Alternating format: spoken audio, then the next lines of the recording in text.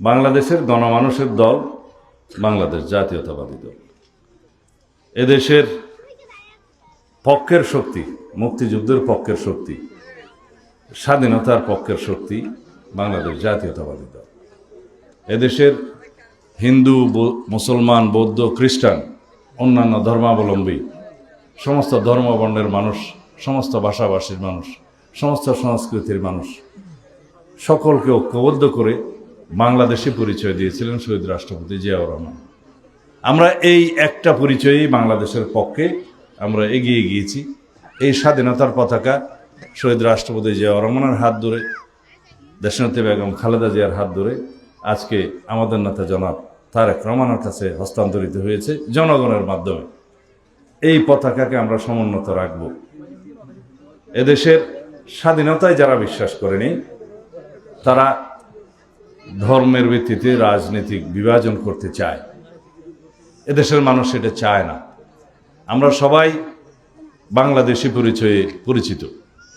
আমাদেরকে ঐক্যবদ্ধ থাকতে হবে।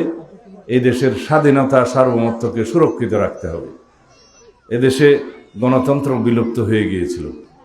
সেই গণতন্ত্রকে বারে বারে বিএনপির নেতৃত্বে, দেশনেত্রী বেগম খালেদা জিয়ার নেতৃত্বে একবার সামরিক স্বৈরাচার মুক্ত হয়েছে আমরা, এবং তারই নেতৃত্বে পরবর্তীতে আমাদের নেতা জনাব তারেক রহমানের পরিচালনায় ফ্যাসিবাদ বিরোধী গণতান্ত্রিক আন্দোলনে আমরা বিজয়ী হয়েছি।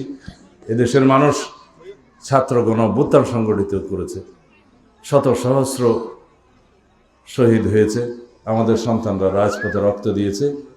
তাদের আকাঙ্ক্ষা এদেশে একটি শক্তিশালী গণতান্ত্রিক ব্যবস্থা প্রতিষ্ঠিত হবে, বৈষম্যহীন গণতান্ত্রিক সমাজ ব্যবস্থা প্রতিষ্ঠিত হবে, রাষ্ট্র ব্যবস্থা প্রতিষ্ঠিত হবে, এবং একটি শক্তিশালী গণতান্ত্রিক সরকার এদেশে প্রতিষ্ঠিত হবে, যার মালিক হবে এদেশের সকল জনগণ।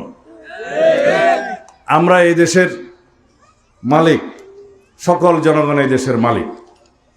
সুতরাং এই রাষ্ট্রের মালিকানা নিশ্চিত করার জন্য আগামী 12ই ফেব্রুয়ারি এদেশের উন্নয়নের জন্য, সমৃদ্ধির জন্য, গণতান্ত্রিক রাষ্ট্র ব্যবস্থা প্রতিষ্ঠা করার জন্য, সর্বোপরি সুশাসন প্রতিষ্ঠার জন্য আগামীতে আমরা সকলেই ধানের শীষের প্রার্থীকে ভোট দেব ইনশাআল্লাহ।